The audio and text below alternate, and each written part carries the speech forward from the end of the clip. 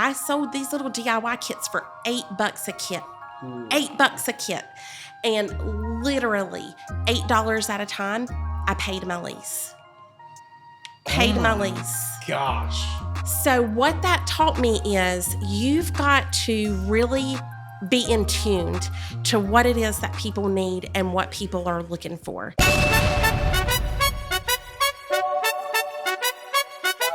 What's up, guys? Lift and Love. Lift and Love here. Where did you pull this question from?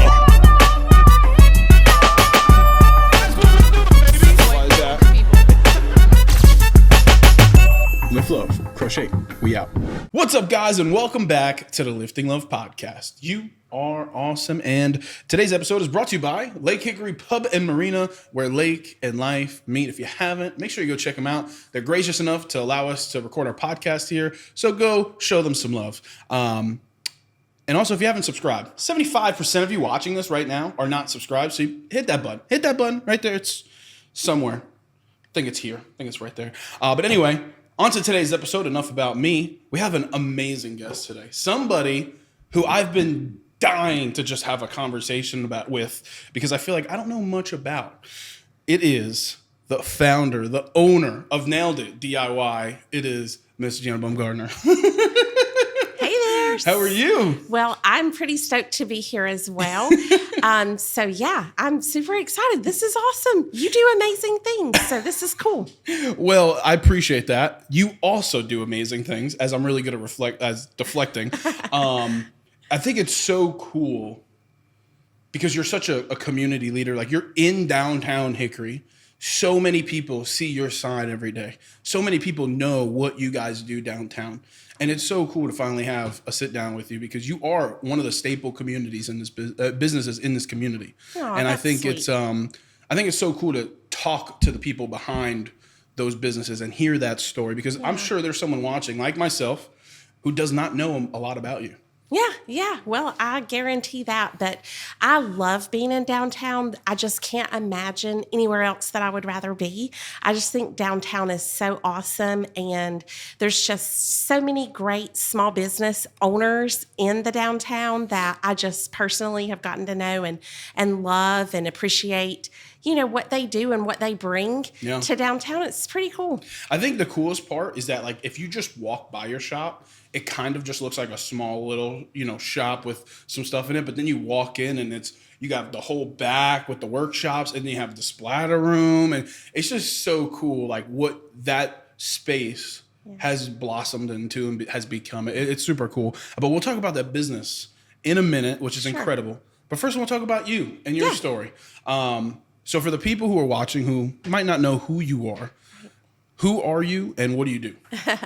So I'm Gina Bumgarner, but I usually introduce myself to people as I'm a recovering principal. So, it's a true story. So once upon a time, I was living that life of being in public education. I was in administration. I had been an assistant principal at middle school, high school, elementary school, and I became a principal. And, I decided life is too short to be stuck in something that was just making me as stressed out and miserable as it was. Now, I say that, don't get me wrong, loved the kids, like total best part of being in education because, of course, before being a principal, I was a teacher. So loved the kids. They are amazing and so worth it. But it's, there's a lot of extra things, politics, if you will, that come in with education. That was the part I didn't love. Yeah. And, it was just at the point that I'm like, okay, life's too short. It's time to just take a leap and try something new. And so that's when I decided I was leaving education, which I never thought I would do. Like, it wasn't going to be part of my plan, right? Yeah. I was going to be in education forever. That was my love, and I did love it, and that was my love, but... you genuinely felt that. Like, there was like up until the ending of your career there, like, you throughout your career never really had a feeling like, I can never see myself doing something else? Never thought I would. Like, wow. I always thought whatever I did for work. Even if I, grew and went into different positions, it would still be in education. Wow. Never had a plan or a thought that it would be otherwise. Did you have like I have someone near and dear to my heart, is a principal of a school, and she had a unique-ish route to education. She was a social worker in a school, then kind of got a position with the school, and then leveled up to principal. Do you have like that kind of, or is it more of just like you were a teacher, or did you just hop right into being a principal? No, I was a teacher first. Gotcha. So elementary Wow. was my level. So taught in elementary school for, gosh, I don't remember numbers. So it was quite a long time. Numbers and me, we don't get along. So did that. And then I thought, okay, I want to go into administration because I felt like that would just be a good move. I could make a bigger impact, kind of have a bigger, make a bigger difference, so to speak, going into administration. So that's what I did. Went back to school, got my administrator's degree and licensing and all of that. And, I don't regret that experience at all. It was definitely a great experience. And I think any experience that we have in life, we grow from it, right? We learn, we grow. It develops us in so many ways. But I was just, like I said, at the point that I thought, I don't feel fulfilled anymore in what I'm doing, and it's just time for a life change. And so that's what happened. That's incredible. Like, I think the educational system is a whole nother, we can have a whole podcast on that, but someone who is selfless enough to dedicate themselves to a system that, over the course of a 20, 30-year career, you could have an unmeasurable impact on so many kids and who those kids end up becoming, right? Like, so anyone who is selfless enough to be able to be like, I want to be in education is, first off, just an awesome person, right? So just want to say that you're awesome for that, because again, that principal who I talked about had such an impact on me, and she literally, like, middle school kept me on the right track, followed me throughout my, like, always checked up with my mom, and then once I got old enough, she, like, my mom gave her my contact, and she still, up to this day, I'm 27, keeps in contact with me. Every couple months she texts me, hey, how are you? Hope everything's going well, blah, blah, blah. But, like, it's so, you never know the impact that you're going to have on the kids. So how long, I know you said you don't do years, but about how long in did you get the principal position? So I was in education for a total of about 18 years. Okay. And then I spent 6 or 7 of those in administration. Wow. So roughly around that. Now, I am a mom, so I took some time out of being a working mom to be a stay-at-home mom for a while when my boys were smaller. So, there was like a hiatus period built into some of that. But yeah, that was about my total amount of time spent. What was the biggest difference educating to administrating?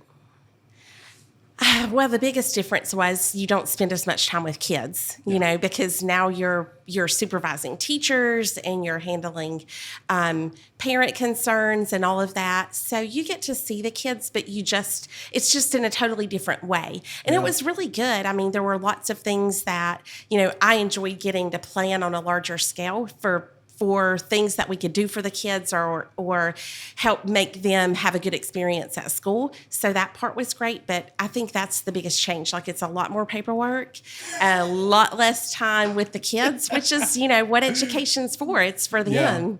So you're kind of like the backbone of making sure everything's working right, that you're getting the funding that you need, that you're able to assist teachers wherever they need. So it's a lot more like managing and leading than it is teaching, educating, and being a part of the kids. Oh, for sure. Yeah.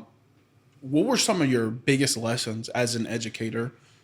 Like, and to transition into what are some of the biggest lessons you learned as an administrator? Yeah. So I would say, if you keep your focus on the students, then everything's going to work out.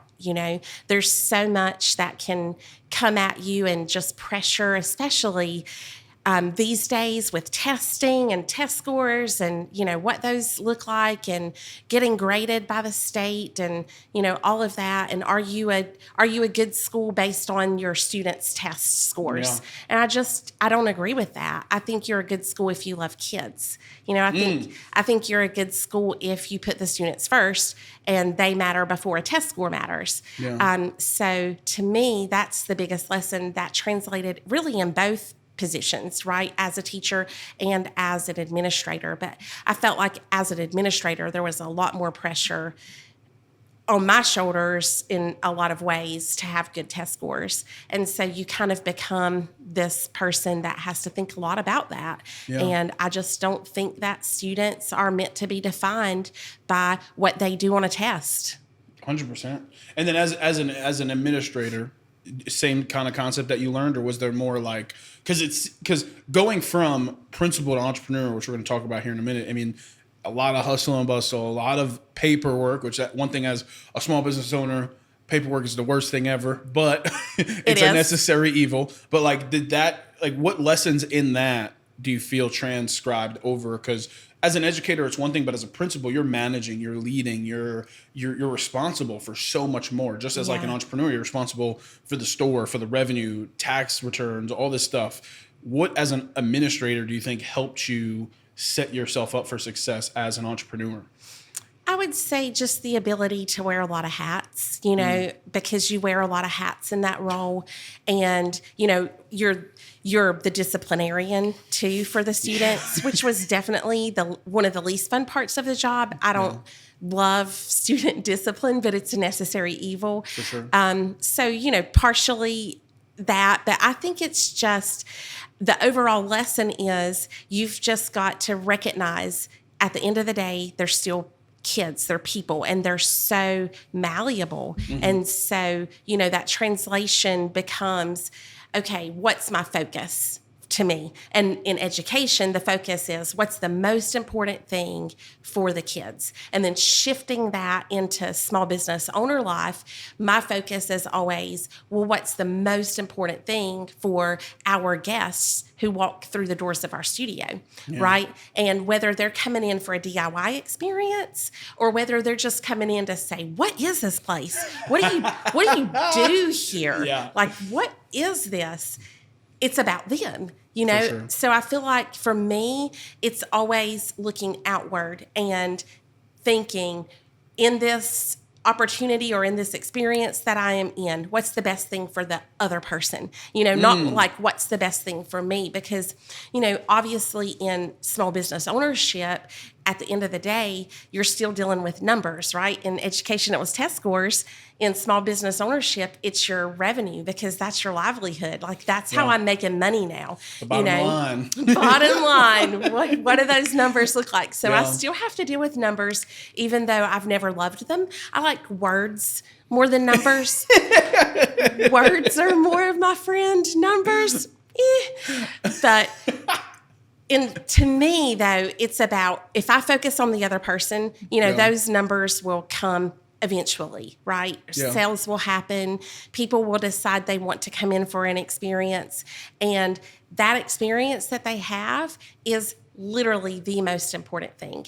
So that's where I focus. And I think that translates over from education. Focus on the kids then, focus on the people coming through the door now. Yeah.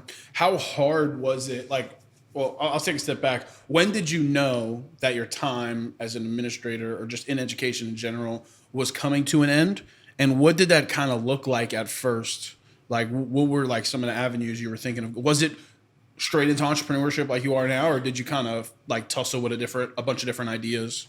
Oh, it was such a hard decision because, like I said, I never really saw myself doing anything else other than education. Yeah. And, leading up to that year that I decided to leave and to do something else, leading up to that time, it was kind of crazy because I just kept going back and forth. It was like a tug of war. It was this internal struggle that I was just really having a hard time just making that final decision, am I going to leave? And honestly, I believe so much that you walk through the doors that open, and when the doors close, you know they close for a reason, and they open for a reason. And so, very, very honestly, it was June of the year that I was going to end up leaving education.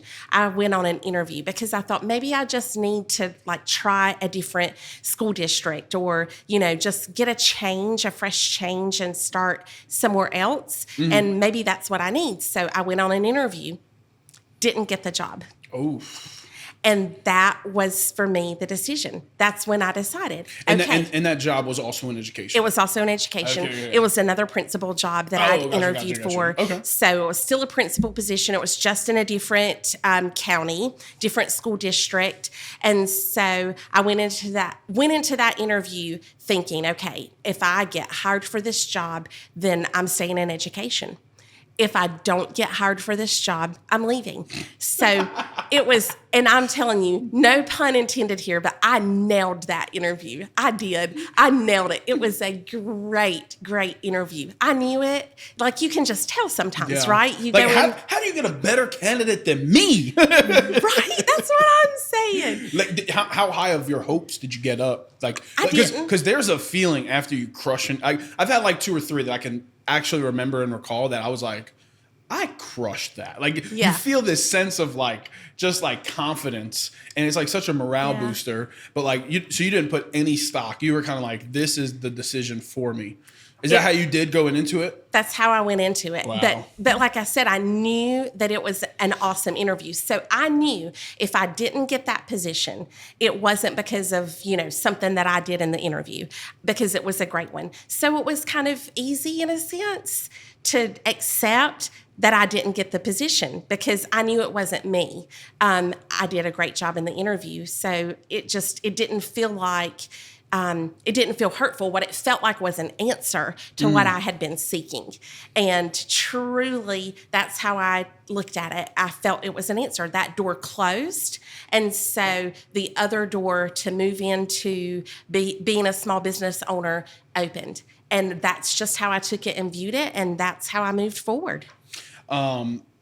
So going into entrepreneurship, was it always the studio how you had, was this something that you just loved that you did on the side? Like, where did the love of, it's called woodworking, correct? Is it woodworking, wood shopping? Woodworking, DIY. Do it yourself. Where did that love come? Was that always there, or did you kind of just like fall upon it? Well, so it was definitely, there was a basis there, right? Yeah. Because I'd always been in some way or another, whether it was, scrapbooking back in the day, always been like a DIYer. I love to make things. I love to be creative. And so that energy of just getting to create and make something has always been internally there for me. So I would say my husband, he is as much a part of the business in a lot of ways, even though he'll tell you he isn't, as I am. So he can literally build and make anything. So you name it, he can make it happen. So like, I come up with these like wild, crazy plans and ideas in my head, and then I can spit it out, and he can make it happen. He can build it. He can do it. I'm so jealous of those people. I'm so jealous. But continue. I'm sorry. Yeah. So it's great having him who can take these crazy things that pop into my head, like the splatter room. One day I literally woke up and I thought, because all night I didn't sleep good, and like I'm tumbling over in my brain, what to do. Literally woke up that morning and I'm like, okay, well, we're going to turn this back space in the studio into a splatter room. And so, I get this look in my eye. It's kind of like this crazed look. It's like part craze, part like creepy creative, part like, oh my gosh, I'm so excited, like big wide eyes of excitement. So he knows when that look happens on my face, it's going to mean he's got to do something.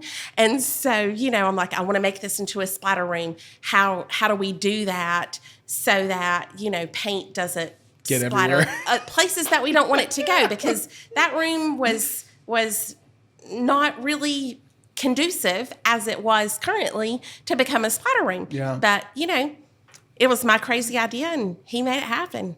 That's so funny. So, I mean, talking about your husband, I know family is a big part of everything that you do. What was that conversation like? Hey, I have this solid, stable career that I've been doing for X amount of years. I want to leave. I'm going to leave, and I want to do this. Like, what did that conversation look like with not only your husband, but like your kids? And like, how scary was the thought of actually pulling the trigger and doing it?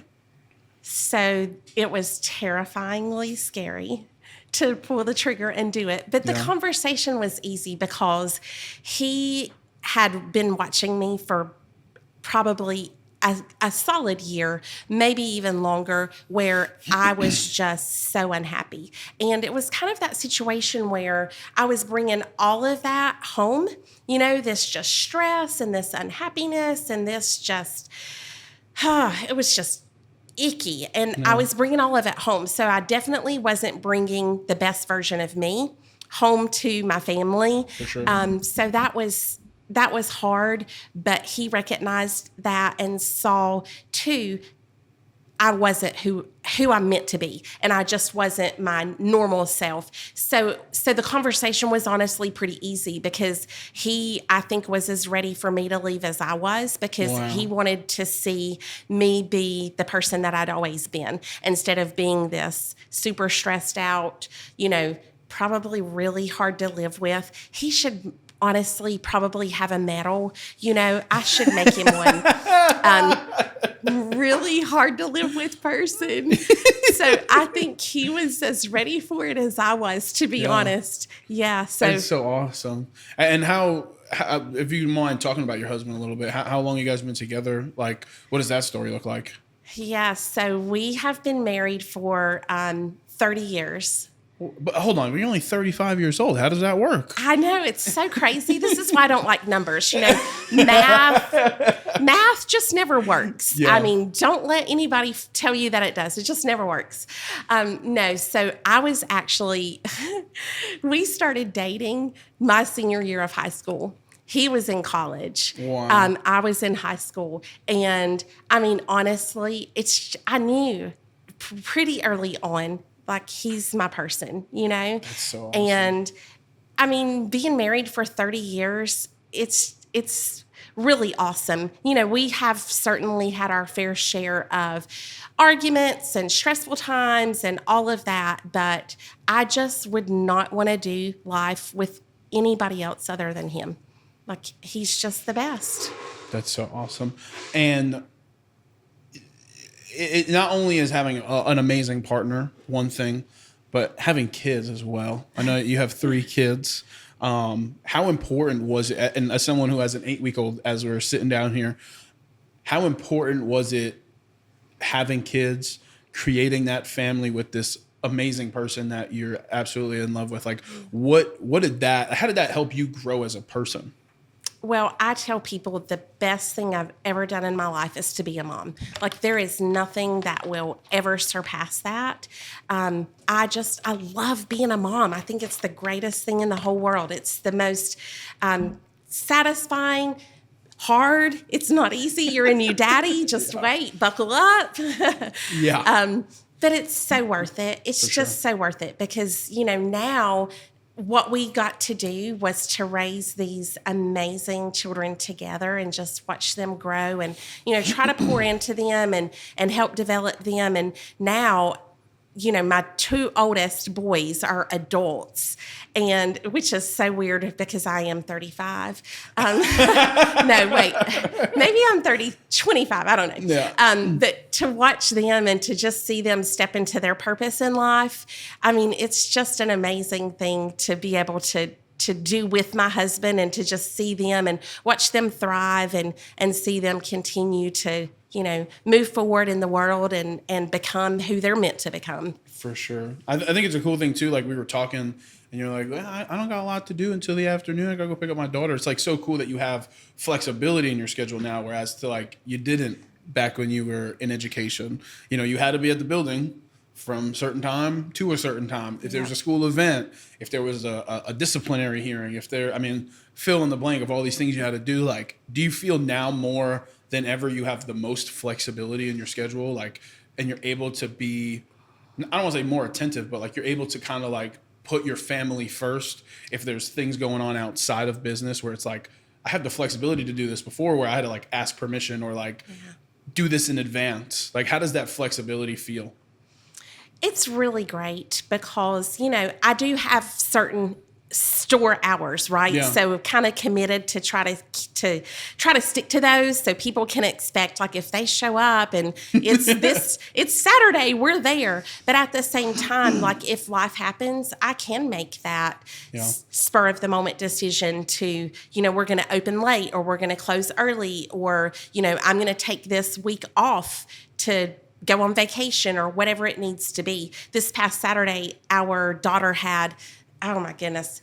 So I was a boy mom and then became a girl mom. And girls, have mercy. We are trouble. We are a lot.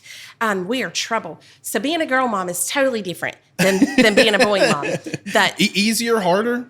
Harder. Wow. Hands down, harder. Now, I will say, I think boys, for the most part, like, they are just going to be rough and tumble, get aggressive, do all the, you could punch each other, brotherly love, right? And then they're over it in 5 minutes and everything's fine.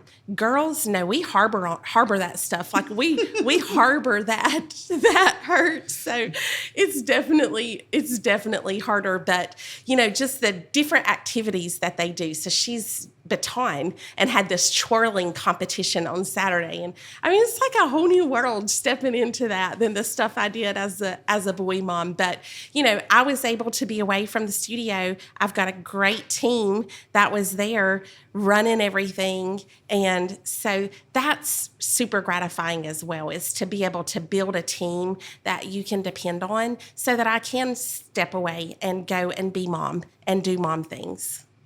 I think, and that's a good. We'll grow right into business with that segue. You talk about a team. Team is so important. Without a team, you have to be there all the time. Without a team, you're the face. Obviously, you are the face because it is your company, but it allows you that ability to have even more flexibility to even venture in. You have someone at the store while you're out doing an event. Like, you have the ability to grow more because you don't have to only be at the store 99% of the time. How important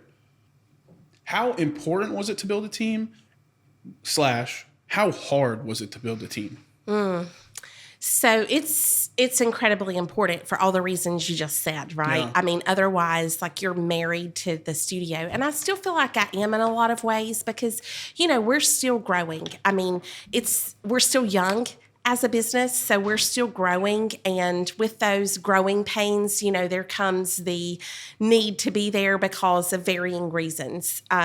Just trying to get everything established, trying to help make sure people, recognize and connect me with the business and have that experience and all of that. But I am truly, truly blessed with some great people on my team right now that they care about the business. And so not everybody does. You can't just find a person who's going to truly care about it. So I really feel like they're more like family, than they are an employee. For sure. So one of my employees, team members, she is still a teenager.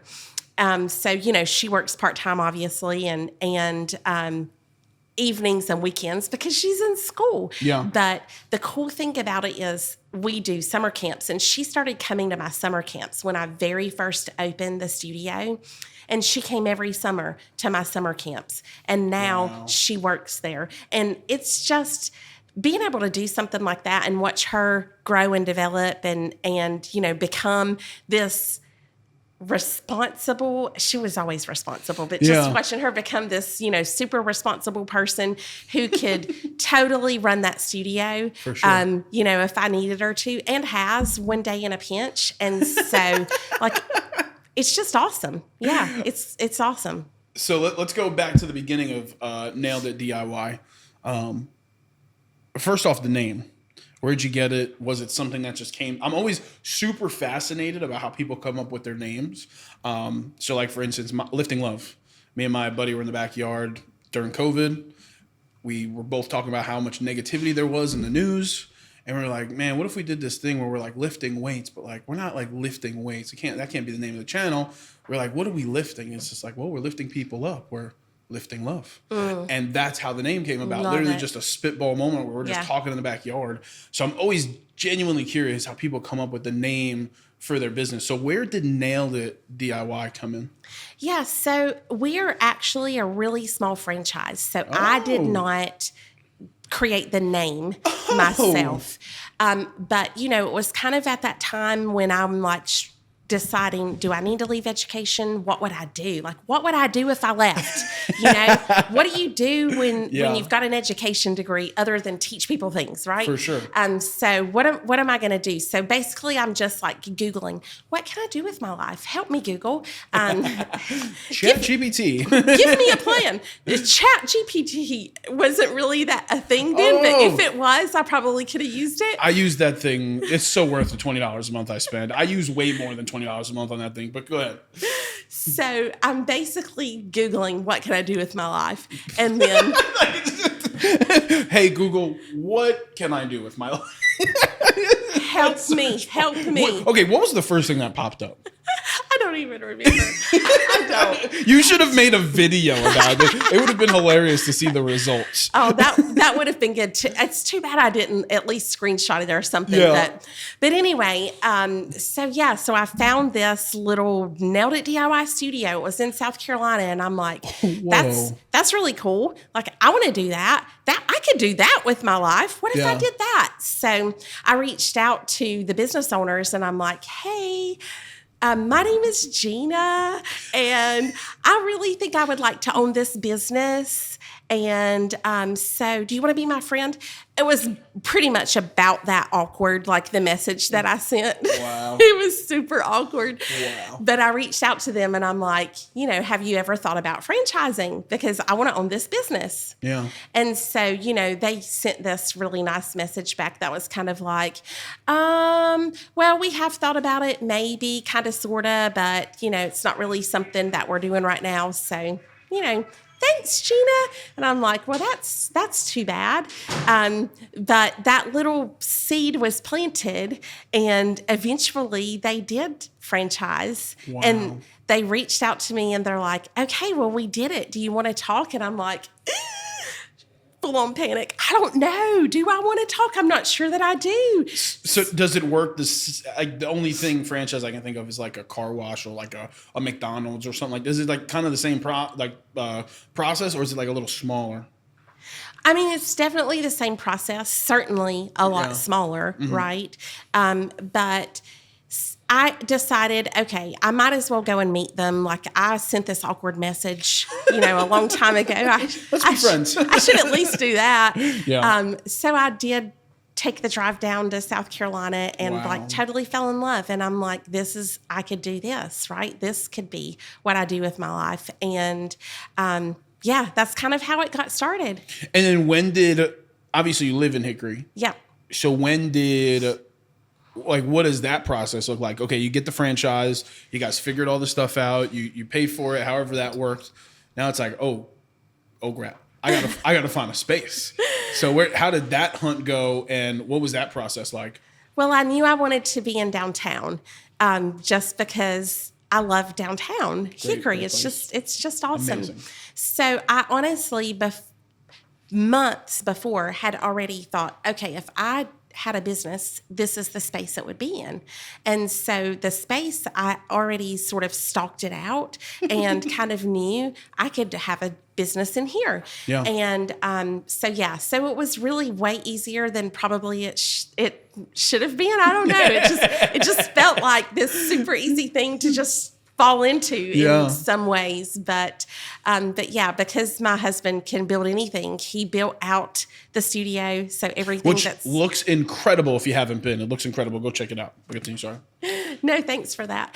So he could build everything. So that's awesome. We when we got keys in hand for the space, that was end of July, beginning of August, and we soft opened Oktoberfest weekend. So in about a month and a half, We like did everything to get that space open. Wow. So yeah, it was a marathon. Well, it really wasn't because it was such a short time, but it was long, long days. I guess that's what I mean by marathon, because it was long, long days of working to be able to get opened and to, try to start getting people to come in and see what we're about. And when you said, what year was this?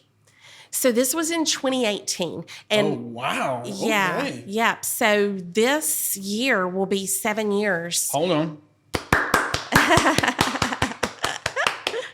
I think it's awesome. Any milestone in business is awesome. Yeah. 7 years. 7 years this year. How does that feel?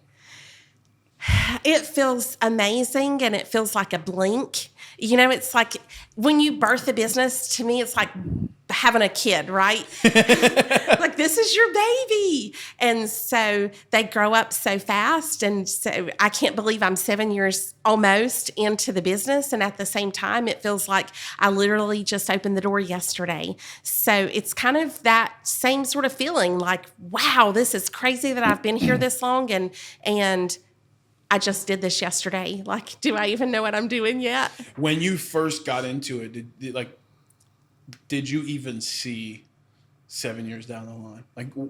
What was your mindset going in? Was it just like, man, we're going to do this month by month and just hope it works, and it's just constantly been working? Or was it like, I think I could do this for a very long time? What was that mindset like? Now it's easier to say, hey, yeah, I saw 7 years. But when you first got in, keys in hand, you're about to open, what does that look like? It was terrifying, because going back, I had left this stable job with a steady paycheck and benefits, health insurance and all the things that you need to do life with. And so it was terrifying. I definitely had moments of doubt, for sure.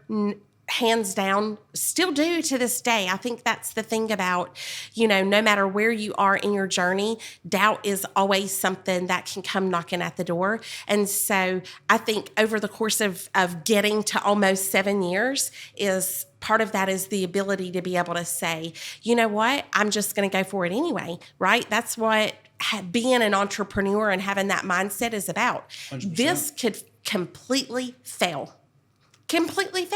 But if it does, it's not going to be for my lack of effort, right? So I'm just going to keep trying, and I'm just going to pour my heart and soul and everything that I have into this, and we're just going to watch the journey unfold.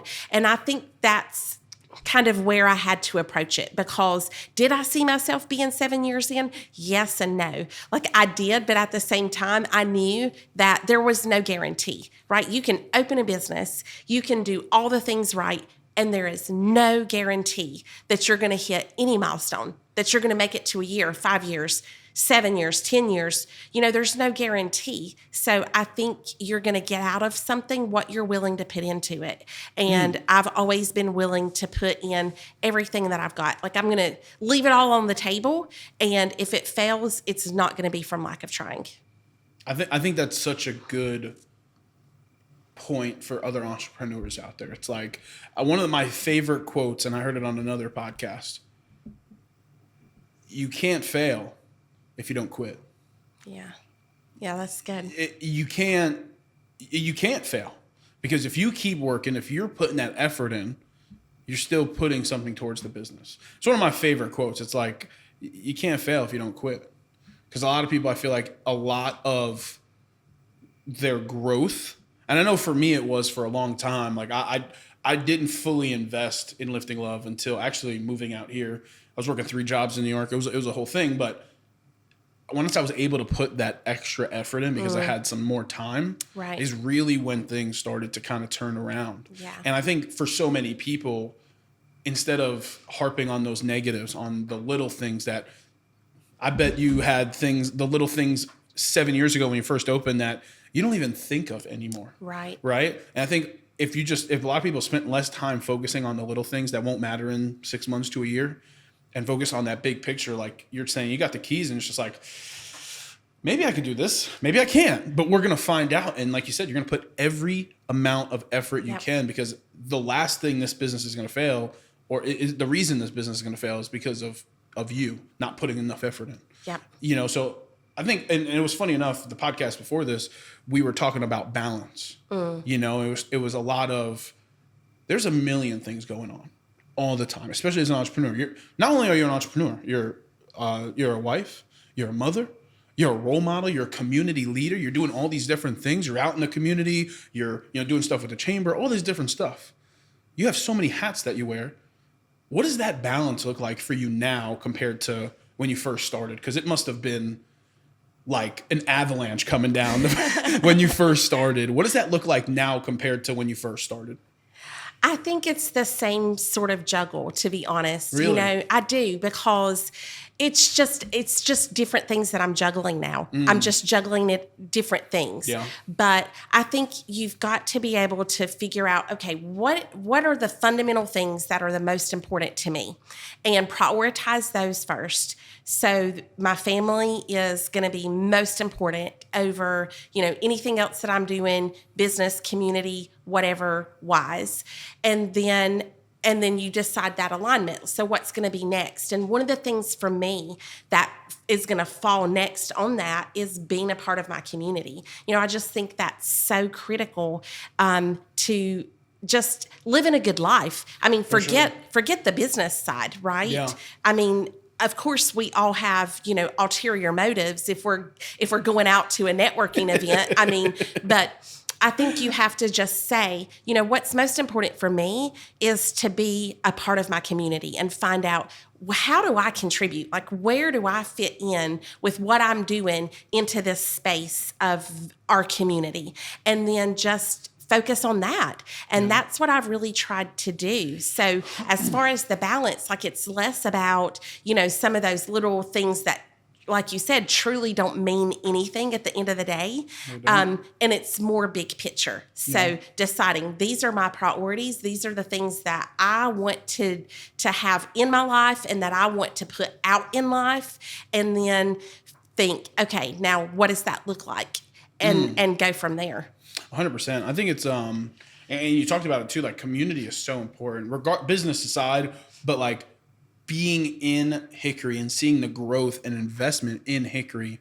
Not a lot of towns or cities do this type of investment. I mean, let's just talk about the Riverwalk. Oh yeah.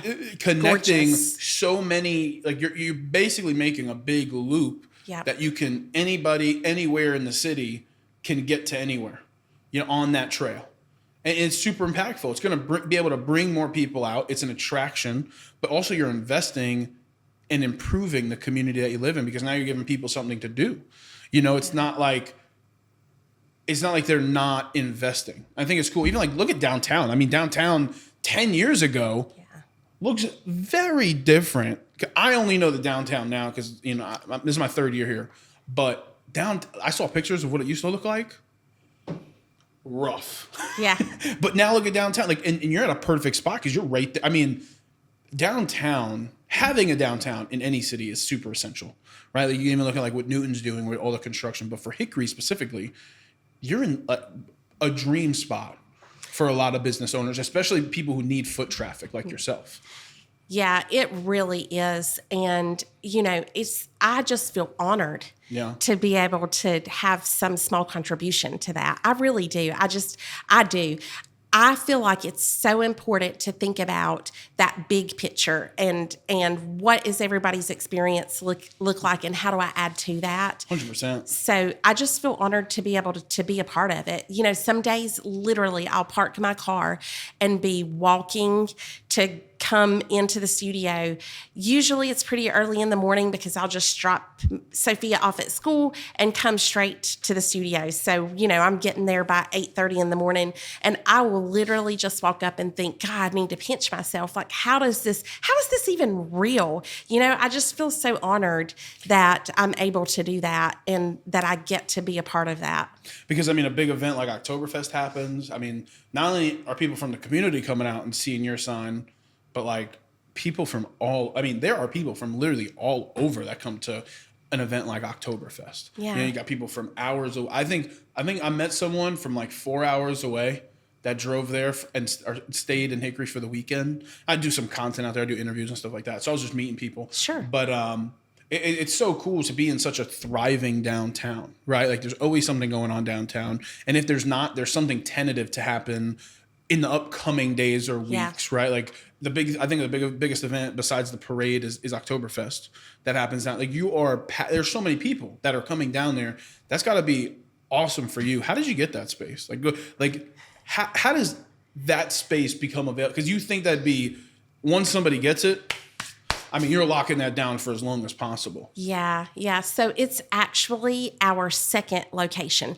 So I was in downtown previously, but my initial space that I opened in was across the railroad tracks on Government Avenue over where, well, at the time it was Hickory Martial Arts Academy, craft beer cellar, and then I was in that space. And now it's the dive bar, Barley Market, and now Hillary with Stretch and Grow took my old space, which I was so thrilled for her to be able to get it.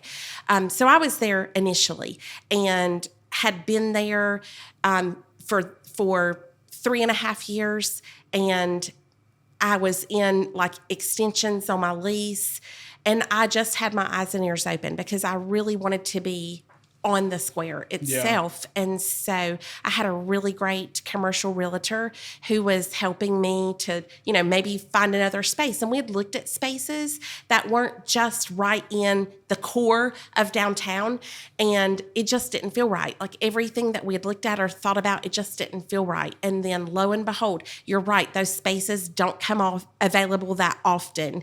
And lo and behold, this space was becoming available, and I found out about it. My realtor and I went and looked at it.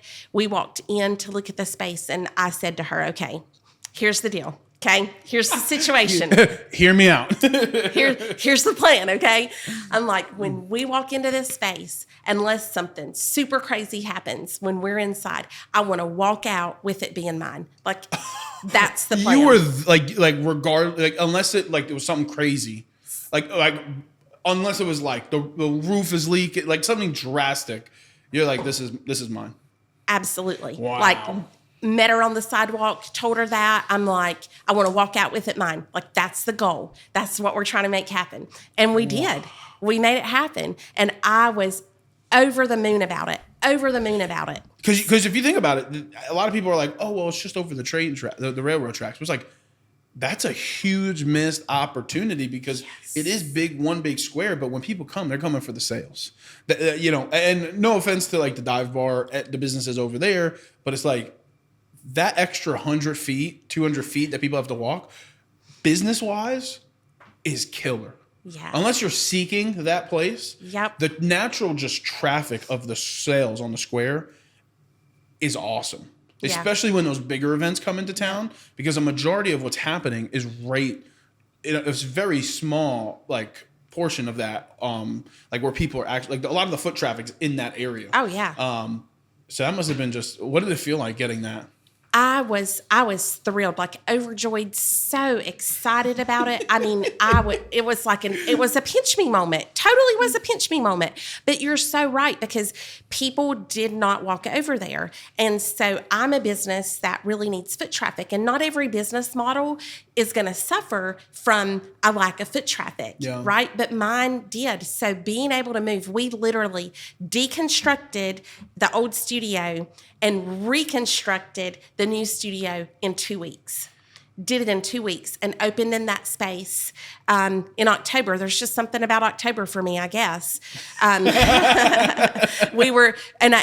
like, okay, we got to get this done by Oktoberfest weekend. And we did. And that was the thing. So I was so excited. And honestly, being in that space just naturally by the foot traffic has been such a great growth point for me. So location matters. It's so important. Some businesses, like I said, they're okay without it. Mine, I need it. I need that location, and I'm still so excited that I'm there. Yeah, and I think not only foot traffic, but visibility. Yeah. Right? Because it's different when you drive past somewhere than when you walk past somewhere. Yeah. Because at the other spot, people drove past than walked past. Yep. Now more people are walking past, which is it's a lot easier to get someone walking by than someone driving by. Oh, I think 100%. that's a massive like misinterpretation where it's like, oh, I have this nice billboard, and if people are driving by, they're not stopping. Yep. Foot traffic, you're walking by a building, you're like, oh, I like this place, I want to go in. The conversion rate is way higher. Oh, so much higher. It's crazy. So how much growth did you see moving into that? We don't have to get into numbers, but like how much growth did you see once you moved into that space? Is that when DIY really kind of took off? It was a huge catalyst. And honestly, because we've got a retail section in the store, so like you don't have to DIY. Yeah. I recognize not everybody wants to get their hands dirty, right? Sure. Some people just want to buy things. Yeah. And so we've got this retail space, which I had in the old studio. I just didn't sell things because of the lack of foot traffic. So my rent difference, because, location is going to mean more money, right? More prime location means you're going to pay more. But I made up my rent difference just in my additional retail sales. Wow. So it was amazing. And now that's a side that, you really get to try to continue to develop. Location matters. If you're watching this, location matters, especially if you need that retail. So for someone who doesn't know DIY, and I'm not gonna lie, I don't really know too much. I've been in there like once or twice. We've talked. I know when you finished the splatter room, I think it was I don't think it was Oktoberfest. I think it was. I just was randomly out. My wife is obsessed with downtown, and we were just out there one day, and I just walked in and tried to just say hello and be like, hey, how are you? I try to, I've known you and we're kind of friendly, so I was like, let me just stop in. This is an awesome place, and you showed me the splatter room, and I was just like, this place is amazing. There was a birthday party on one side. There was this group of older ladies just drinking margaritas or whatever. They had, whatever that was in their cups. And they were just DIYing. They were just making stuff. And then you're like, come on, let me show you the splatter room. I'm like, what the heck's a splatter room? And like, you're just showing me what happened. I'm like, this place is unbelievable. You have so many things going on. You have the retail space. You have parties that you can do. Like, for me, when I look at a place like that, you step in and you're like, oh, this is just a little retail shop. Take a step back into the next section. It's like, oh, this is like a wood shop. You could do a bunch of stuff. Yeah. Then you go to the back and there's a splatter room. It's like, there's so much going on. Was the thought process for you to always kind of have multiple things? Because I feel like a lot of businesses get stuck with just one thing. You have 3 sections of the store. Was that always the plan, or that's kind of like, obviously you need to DIY. Like you said before, you had the small amount of retail. Did moving downtown give you that opportunity to kind of grow and become more flexible with the business model? I mean, it definitely was a catalyst for that, for sure. But I think, you're right in what you noted about some businesses just have like kind of one thing. And one of the things that I found, and this was a lesson from COVID, because I'd been in business right at 1.5 years when COVID happened and the world shut down, and 6 feet apart did not warm my heart. I'm just going to tell you like a friend. Didn't warm my heart.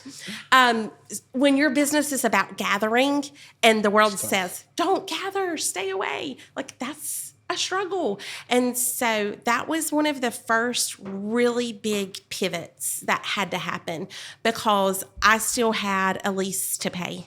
Yeah. I still had all of my regular overhead, power, all the things, right? Still had to get paid. So that was like the really first big pivot where I started offering these take and make kits, like make it at home, DIY at home, pick it up from the curbside.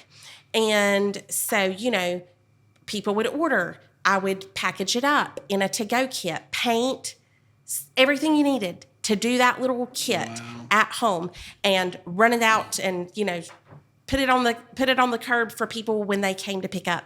And so what that lesson taught me was that you have got to provide what it is that the people need. And the need at that time, people's kids were home from school, right? Something to do. They need something to do. They needed something that could, give them an outlet. And kids loved it, but a lot of adults loved it too, because they just wanted an outlet. They wanted to be, it's kind of like what you were saying with how you came up with Lifting Love. So much out there in the world that was just so negative, and people needed an outlet. And having an outlet that's creative is so good for your brain and your body and your soul. And so it filled this need, and it needed to be inexpensive, because a lot of people were out of work or their hours were down or whatever. So I sold these little DIY kits for $8 a kit.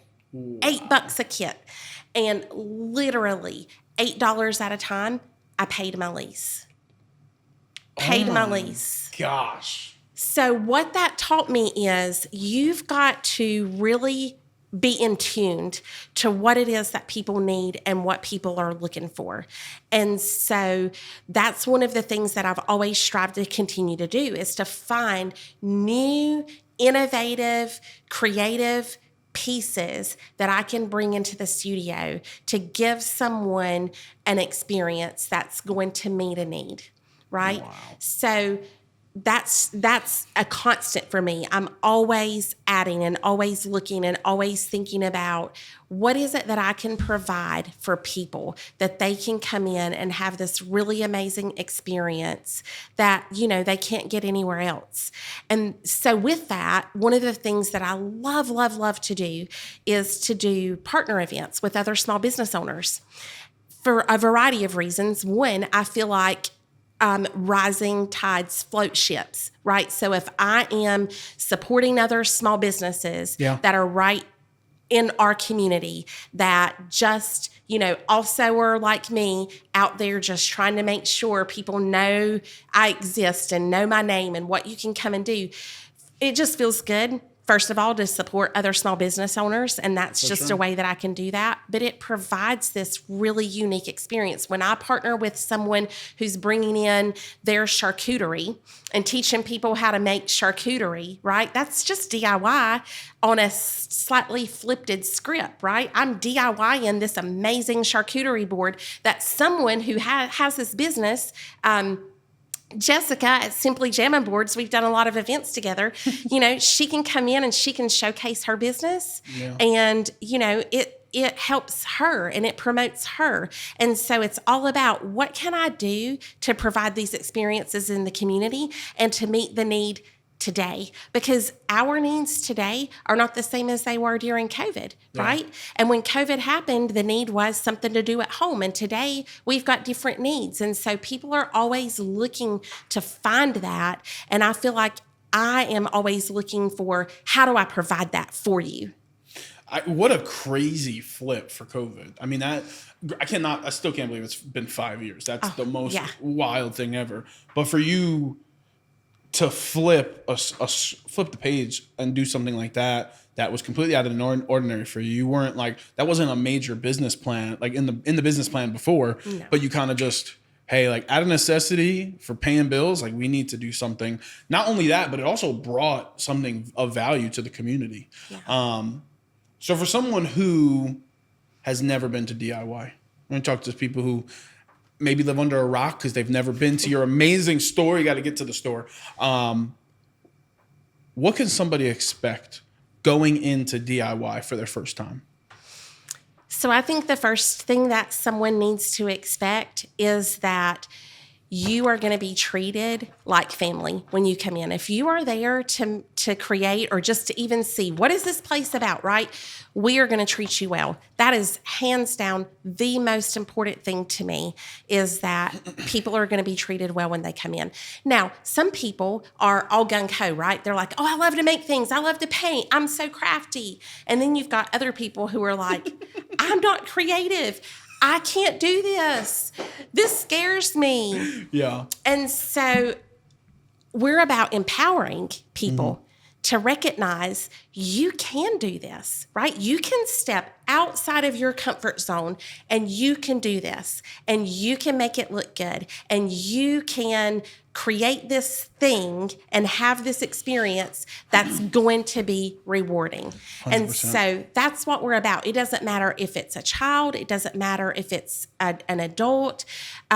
That's what we're about no matter what, is how do we help empower you to feel like I am able to step out of my comfort zone and do something that I didn't think walking in I was going to be able to do.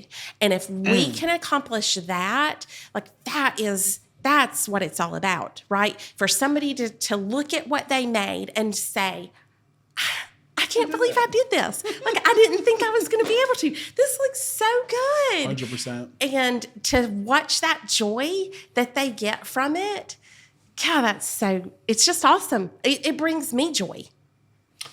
Last two things. I just love first off, I just love the passion that you bring about it. I think one of the coolest things about entrepreneurs, and as an entrepreneur, meeting other entrepreneurs who are out building businesses, is like the passion, right? Yeah. Like, I love the passion that people bring to their business. I think it's the coolest thing ever because nobody can replicate it. Like you said, it's your baby. You know, it's this thing that you've been doing for 6, 7, 8 years, or at least had the concept of, even maybe before then, just kind of didn't know where this would end up, right? I just always find it so fascinating to hear other people's passion. Because I always thought for such a long time with Lifting Love, I thought I was crazy because I was like, man, I love this thing. This thing is awesome, blah, blah, blah. But to finally hear other people talk about their business and their community and what they do is so awesome. So first off, I appreciate it and love the passion that you bring to everything you do. Over the span of these past 7 years, would you do anything different? Do you have any regrets at all looking back now?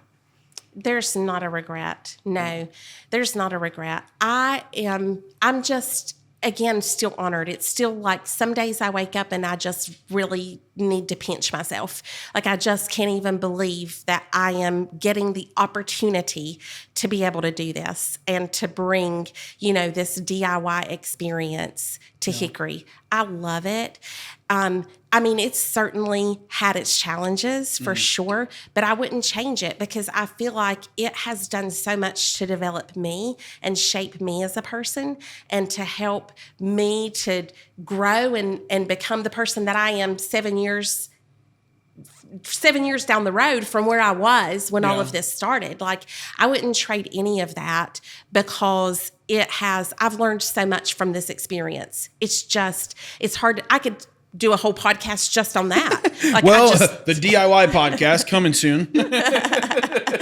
I just think it's so cool and the journey and what it's brought to me. And honestly, getting to be a part of people's lives in some of the ways that I had, that was probably the most unexpected thing about this business. Like, we've had baby gender reveal in the studio. We've had people celebrate milestone birthdays. We've watched people celebrate, brides to be and kids with their birthday. And being able to have that small part of just getting to be and see that glimpse into somebody else's life and be a part of celebrating these things for them, there is absolutely nothing that I regret about that. It's amazing. Awesome. And then the absolute last question I got for you, as I can't speak to end the pod, the only scripted part of this, the only thing I tell people beforehand is the last question we ask. For someone watching this, and it doesn't have to be business advice, it can be life advice, or it doesn't have to be life advice, it can be business advice. What is the best piece of advice that you can give to someone watching this right now?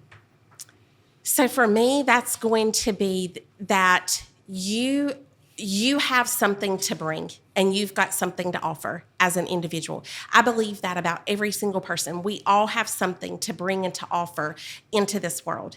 And so if you haven't found that yet, just keep looking because it's there. And it's okay if what you originally thought was what you're supposed to bring, if that changes, because we're all going through this, journey in life and we're growing and we're changing. And the way, I never thought I would own a DIY business. If you would have gone back to, younger me in education, I would have said, no way would I do that. Like, I'm in education. This is what I do. I'm, going to be here forever. But you've got something to bring. And so keep working to find what that is, what you've got to bring into the world, because I believe we need what you have to bring, what each person has to bring into this world. The world needs it. And then lastly, last thing, for someone who wants to reach out, someone who wants to come to the store, someone who wants to set up an event, someone just wants to follow you on social media and share their support that way. Website, social media, all the good stuff. How can people reach and find Nailed It DIY? Yeah, so the social media, Nailed It DIY Studio Hickory, you can find us there. Just search that up. It's pretty easy. We're, of course, on Instagram, Facebook as well. Funny, during COVID, I actually did this YouTube channel, which I haven't added things to, but it was like my little therapy, if you will. So it's still out there, I guess. I just haven't put anything out there with it. But website, hickory.naileditdiy.com, and we would be so honored to have you join us in the studio. Well, most importantly, thank you so much for your time. I appreciate you coming and having a conversation, talking about your business, talking about your story. And I know for someone watching it, it's just going to be so impactful to hear. I mean, like, you literally had an entire career, and then you made the jump. I think it's so important that people hear stories of other people making that jump and taking that leap of faith, right? Of like, this is not what I want to do. I want to do something else. And then not only doing that, but being super successful at it. I mean, Hickory DIY, Nailed It DIY is super successful. I hear everybody talking about it. You guys are super well known. I'm just so happy for you guys and everything that you are doing and are going to be doing in the future, and for another 7, 10, 15, 20 years as you guys are killing it in downtown Hickory. So thank you for your time. If you haven't, make sure you go follow Nailed It DIY. All their links are going to be down in the description. So website, social media, how you can support, how you can book an event, all that stuff's going to be down there. So make sure you go check them out. One more time for Lake Hickory Pub and Marina, our presenting sponsor today, where Lake and Life meet. Go check them out as well. But most importantly, if you haven't, hit that subscribe button. But most importantly, lift love, crush hate. And just like that, we out.